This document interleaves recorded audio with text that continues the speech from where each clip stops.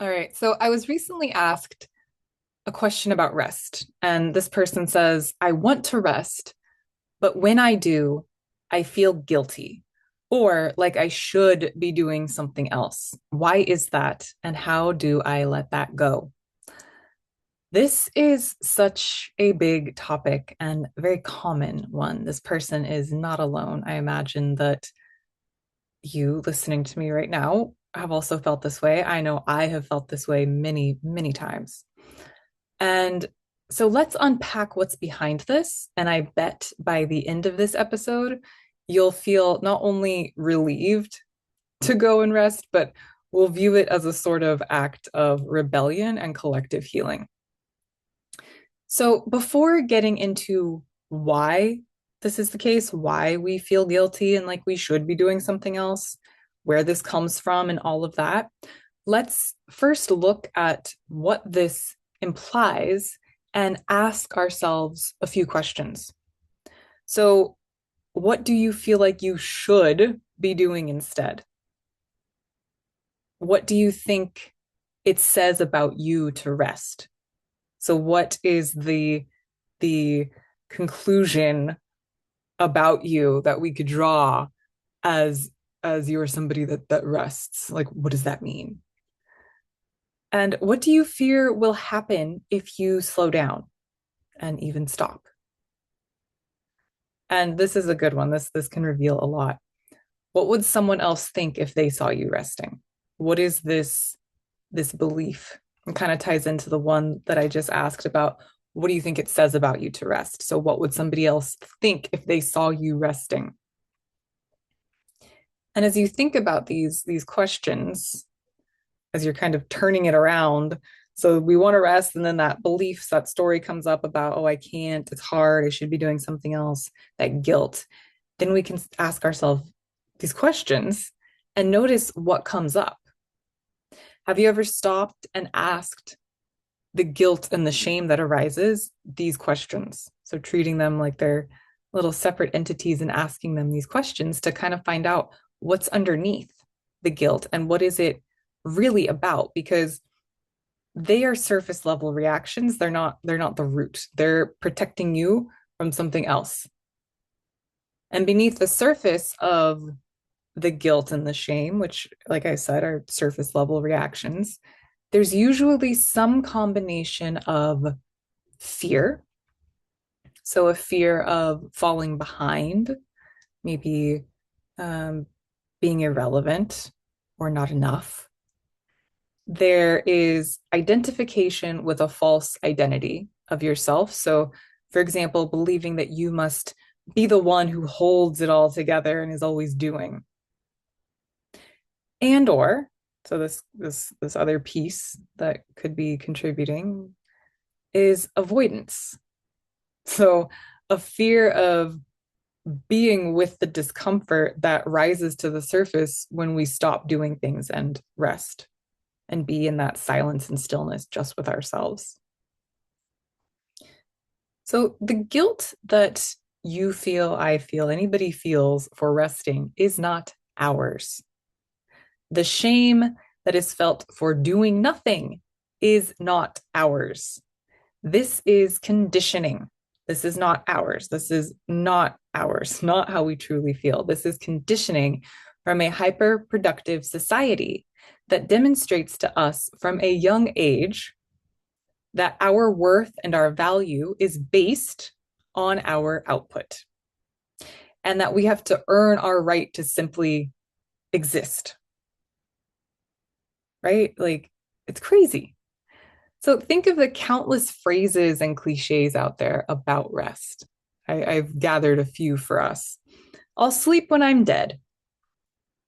Ain't no rest for the wicked. Time is money.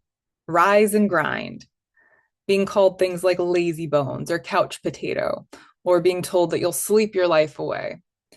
Success comes to those who hustle while lazy people rest, and so on, right? I'm sure you've heard these. You maybe have some others that I didn't list. We've all heard these and others like them throughout our lives. And sadly, probably from a very young age. Like, think about the first time that you heard something like this. How old were you? What was said and what was the context? And how has that stayed with you and maybe subtly shaped, or not so subtly, maybe more overtly shaped your relationship with rest and your energetic needs and fluctuations, which are completely healthy and natural parts of being a human. And we're going to get into that in a moment. In my work, I've coined the term feminine shame to describe this collective phenomenon of hyperproductivity, unwellness, and fear. All right. Feminine shame is at the root of literally all that ails us in our modern world, and it impacts everyone, regardless of gender.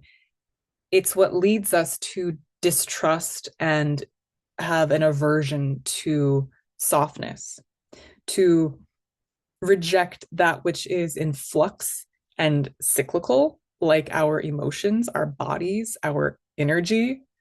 And so to like shun and shame all of that, and instead to prefer and praise and even promote constant output, being always on, trying so hard to be the same, this kind of like homogenized sameness and very linear.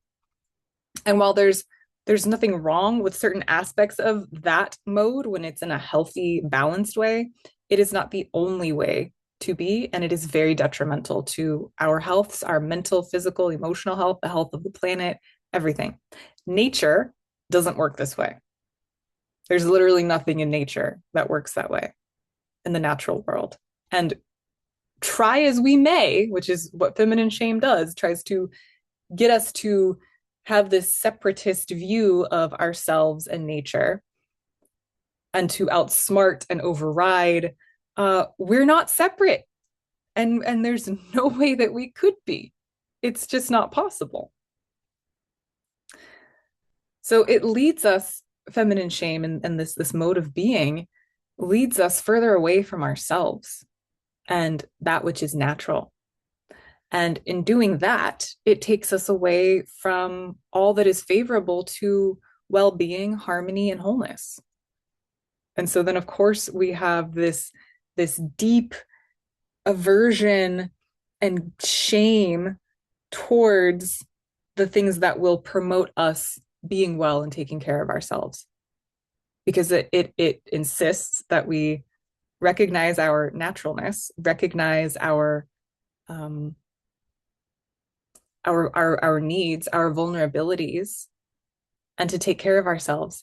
And in doing that, it's actually very strengthening, because rest is not laziness, indulgence, or something to earn.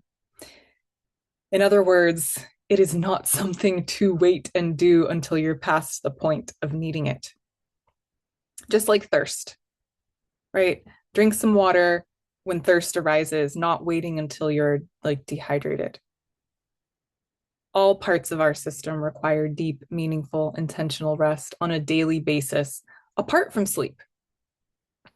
So sleep and rest are not the same. I'm not using them synonymously here. It's not enough to like be in go mode, overriding mode all day long and then like, oh, but I sleep.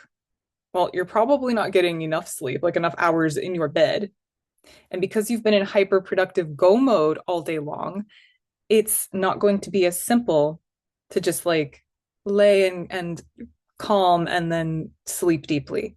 It's going to take your system a very long time, if even it's able to at all, settle down and find deep sleep. So rest is a cyclical lifestyle. It's a way of being and living. It's like I'm doing a thing and I can do the thing restfully, or I can do the thing very hyperactively, right? Play with that. So rest, it's a biological, emotional, and energetic requirement, period. It's giving our entire sensory system a break each and every day. So no devices, no sound, no nothing, no television, no music. It's vital. Just taking that quiet time so that your senses can rest. They're not receiving input constantly and needing to add more things into your system, to the backlog of things for your system to digest. Rest is part of your natural rhythm. It's not a break from it or something that is like I said in the beginning of this, something for the lazy or the weak or anything like that. It is part of your rhythm. So you know you need rest, you want rest, and let that need, that knowing guide you because that's what is real and true. The shame and the guilt are not. The shame and the guilt are lies. They are lies. And we must be truth seekers. And the truth lives inside of us, and we can let that guide us. And then we're able to actually show up in our lives so much more powerfully and fully. That guilt is attempting to sabotage you, to feed the beliefs of your false ego and its self identity. And it wants to be right, right? I talk about this a lot. We need to remember that it wants to be right. So it can be very convincing. It wants to believe whatever your unique story is beneath the guilt and the shame. And that's why I opened this whole thing with invitations for us to actually inquire into that. Like, what is actually beneath the guilt and the shame? What is the thing? And recognizing that. And part of this work is dislodging it. Feminine shame is a parasite. We can pick it off, right? It's like eroding. I was out in my garden earlier today and I was picking off some caterpillars from my calendula plants. And it's just like that. Just kind of pick it off. So if rest feels hard, it doesn't mean that like you're, failing at it or you're not a good rester or there's something wrong with you. It means that you're undoing something very old, like generations old, so much older than you. And it goes way back and it's big and it's deep. And you can choose a different way because that's what the collective needs. We need to return to more natural and cyclical ways of living and being. That's why I'm so passionate about inviting us back into these natural ways, these seasonal ways of living, both in a literal way, like aligning with the seasons that nature experiences, and also our own seasons that we experience on a daily basis. So I have so many more resources on all of this on my blog and in my podcast about seasonal living and different types of rest and why they're so essential. And of course, all the things related to feminine shame. So if you'd like to learn more, you can go check those things out at innerspark.life.